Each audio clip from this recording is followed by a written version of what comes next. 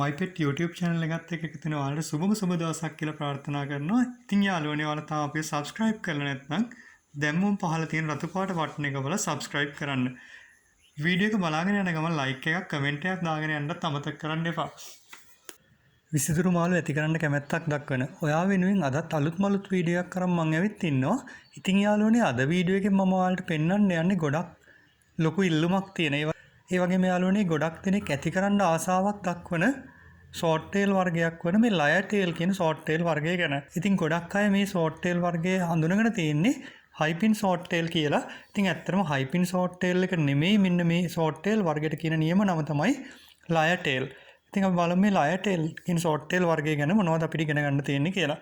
ඉතින් යාළුවනේ මේ ලයර් ටේල් ෂෝට් ටේල් එක ගත්තොත් එහෙම ඔයාලට පේනවා ඇති සාමාන්‍ය ෂෝට් ටේල් පිරිමි සතෙකුට වඩා මෙයාලගේ වෙනසක් ඔයාලට පේනවා ඇති. සාමාන්‍ය ෂෝට් ටේල් පිරිමි සතෙක් ගත්තොත් එහෙම එයාගේ පිටිපස්සේ වලිගේ පහලට වෙන්න තමයි අපිට නිකන් කඩුවක වගේ කොටසක් දැක ගන්න ලැබෙන්නේ. හැබැයි යාළුවනේ මේ ෂෝට් ටේල් දිහා බලද්දී ඔයාලට මොකද හිතෙන්නේ? මෙයාලා එක කඩුවක් නෙමෙයි තියෙන්නේ වලිගේ කඩු දෙකක් තුනක් හෝ හතරක වගේ ප්‍රමාණයක් අපිට දැක ගන්න පුළුවන් හොඳින් වර්ධනය වෙච්ච මේ ලයර් ටේල් ෂෝට් ටේල් පිරිමි සතෙකුගේ.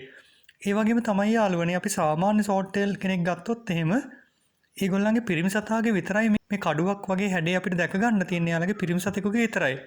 හැබැයි යාළුවනේ මේ ලයර් ටේල් ෂෝට් ටේල් එකේ ගෑනු සතාගෙත් වලිගේ කඩු වගේ හැඩයක් අපිට දැක ගන්න පුළුවන්. මේ ඔයාලට පේනද මෙතන ඉන්න මේ පිරිමි සත්තු ගැහැණු සත්තු දෙවර්ගයේම කඩු වගේ හැඩයක් දැක ගන්න පුළුවන්. ඉතින් යාළුවනේ ඒතකොට ඔයාලට ගැටලුවක් වෙයි කොහොමද මේගොල්ලන්ගේ පිරිමි සත්තු සහ ගෑනු සත්තු හඳුනාගන්නේ කියලා. හරි අපි බලමු යාළුවනේ කොහොමද මෙයාලා ගෑනු සත්තු සහ පිරිමි සත්තු හඳුනාගන්නේ කියලා. ඉතින් යාළුවනේ හොඳින් වර්ධනය වෙච්ච පිරිමි සතෙක් සාමාන්‍යයෙන් අඟල් 5ත් 5මාරත් අතර වගේ ප්‍රමාණයකින් අපිට දැක ගන්න පුළුවන්. ඉතින් ගෑනු සතාගේ වර්ධනයත් බොහෝ දුරට ඒ ප්‍රමාණයට සමානයි. ඉතින් මේ දෙන්නගේ වෙනස තමයි බොහෝ දුරට පිරිමි සතාට වඩා ගෑනු සතාගේ ශරීරය ටිකක් මහතින් වැඩි. පිරිමි සතාගේ ශරීරය ගෑනු සතාගේ ශරීරය තරම්ම මහත නැහැ. ටිකක් හීනි ශරීරයක් තමයි අපිට දැක ගන්න ලැබෙන්නේ. ඉතින් ප්‍රධානම වෙනස්කම තමයි ඕක.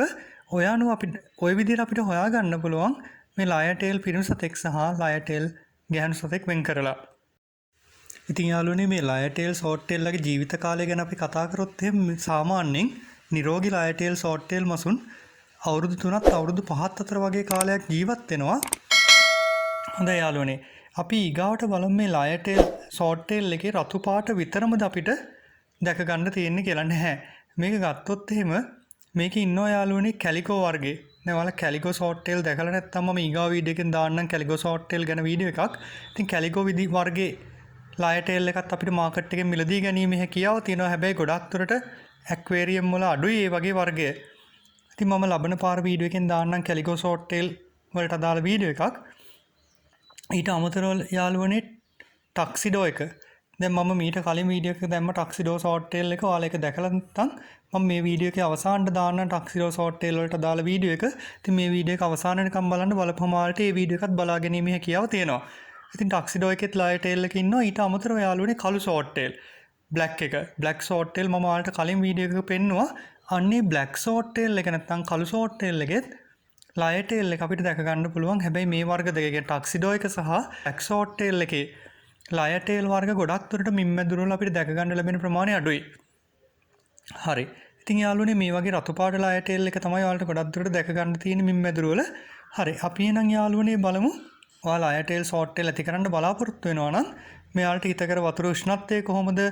ඊට අමතරව වතුරේ pH අගය කොහොමද? මෙයාලට දෙන්න ඕන කෑම වර්ග මොනවද?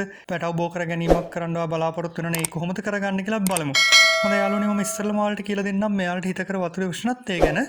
ඉතින් මේ ලයර් ටේල් ෂෝට් ටේල් එකට සාමාන්‍යයෙන් සෙල්සියස් අංශක 17ත් 27ත් අතර වගේ වතුර උෂ්ණත්වයක් තියෙන්න ඕන. ඒ වගේම තමයි යාළුවනේ වතුරේ pH අගය ගත්තොත් එහෙම සාමාන්‍යයෙන් 7ත් 8ත් අතර වගේ pH අගයක් තියෙන එක හොඳටම ප්‍රමාණවත්. ඉතින් යාළුවනේ ඔයා මේ ලයර් ටේල් ෂෝට් ටේල් එක බෝ කරන්න බලාපොරොත්තු වෙනවා නම් ඔයා බෝ කරන්න මෙන්න මෙහෙමයි කරන්න ඕන. එක පිරිමි සතෙකුට ගැහැණු සතු දෙන්නෙක් හෝ උපරිම 3 දෙනෙක් වගේ ප්‍රමාණයක් එකතු කරන්න. ඊට වඩා වැඩි ප්‍රමාණයක් එකතු කරන්න යන්න එපා. අනිත් එක තමයි යාළුවනේ පිරිමි සතු සහ ගැහැණු සතු එක සමානව එකතු කරන්න යන්නත් එපා. ගැහැණු සතු ප්‍රමාණය ටිකක් වැඩි කරගන්න. අපි බලමු යාළුවනේ ඊගාවට මේ ලයර් ටේල් ෂෝට් ටේල් ගැහැණු සතෙක් පැටව කීයක් වගේ එකපාර බිහි කරනවද කියලා. ඉතින් හොඳින් වැඩුණු ලයර් ටේල් ගැහැණු සත්වයෙක් සාමාන්‍ය පැටව 20ත් 80 හෝ 100 අතර වගේ ප්‍රමාණයක් බිහි කිරීම කරනවා. ඉතින් ඔයාගේ ටැංකියට ගැහෙන සතු කීප දෙනෙක් ඔයා එකතු කරලා තිබුණා නම් ඔයාට පැටව විශාල ප්‍රමාණයක් ලබා ගැනීම හැකියාව තියෙනවා මේ ලයර් ටේල් ෂෝට් ටේල් එකේ. හැබැයි යාළුවනේ ඔයා බෝ කරද්දි මතක ඇතුව ඔයාගේ බ්‍රීඩින් ටැංකියට පාස් ටිකක් එකතු කරගන්න. මොකද මේ ලයර් ටේල් ෂෝට් ටේල්ලා තනි ෂෝට් ටේල්ලා වගේම තමයි මෙයාලගේ පැටවුන්ව මෙයාලා විසින්ම ආහාරයට ගැනීමක් කරනවා. ඒක නිසා ඔයා බ්‍රීඩින් ටැංකියට මතක ඇතුව පාස් ටිකක් එකතු කරගන්න. එහෙම නැතුනොත් ඔයාට පැටව ලබා ගැනීමේ අවස්ථාව නැති වෙලා යන්න පුළුවන්. හොඳයි, මේ ලයර් ටේල් ෂෝට් ටේල්ලත් එක්ක යාළුවනේ එකම ටැංකියේ දාන්න හොඳ නැති මාළු වර්ග මොනවද? දැන් ගොඩ දෙන ටෝක් ගැටලුවක් අපි එකට මාළු ඇති කරද්දි මාළු වර්ග කිහිප දෙනෙක් එකට දාද්දි ටැංකියට මොන වගේ මාළුත් දාන්න හොඳ නැත්තේ කියලා අපිට ගැටලුවක් වෙනවා. ඉතින් යාළුවනේ ගොඩක් අය ප්ලේටි එහෙමත් නැත්නම් මොලි වගේ මාළුත් මේ ෂෝට් ටේල් මාළුත් එක්ක එක ටැංකිය දානවා. ඉතින් යාළුවනේ එකම ටැංකියේ මොලි ප්ලේටි සහ ෂෝට් ටේල් දාන්න එපා. මොකද මෙයාලා ක්‍රොස් වෙනවා මොලි සහ ප්ලේටිත් එක්ක. ඉතින් එතකොට ඔයාට ලයර් ටේල් පැටවුම ලබා ගැනීමේ අවස්ථාව නැති වෙලා යන්න පුළුවන්. ඔයා මොලි සහ ප්ලේටිත් මේ ලයර් ටේල් ෂෝට් ටේල් එක එකතු කිරීමක් කරොත්. හරි, අපි එහෙනම් ඊගාට බලමු යාළුවනේ මෙයාලගේ කෑම ගැන. ඉතින් ඔයාට මෙයාලගේ කෑම විදිහට එකතු කරන්න පුළුවන්. මම අර කලින් ගප්පින්ගේ වීඩියෝ වල කිව්වා වගේ ඔයාට මෙයාලගේ කෑම විදිහට එකතු කරගන්න පුළුවන්. ගැලැක්සි එහෙමත් නැත්නම් ටොම්බෝයි වගේ ආහාරයක් මෙයාලගේ ආහාර විදිහට එකතු කරන්න පුළුවන්. මෙයාලටත් අර ගප්පින්ට වගේම තමයි යාළුවනේ දවසට සාමාන්‍ය වේල් 3ක විතර වගේ ප්‍රමාණයක් කෑම එකතු කරාට කමක් නැහැ. හැබැයි මම අර කලින් වීඩියෝ වල කිව්වා වගේ එක වේලකට කෑම ප්‍රමාණය අඩු කරලා ඉවරලා වේල් ගාන පොඩ්ඩක් වැඩි කරගත්තට ගැටලුවක් නැහැ.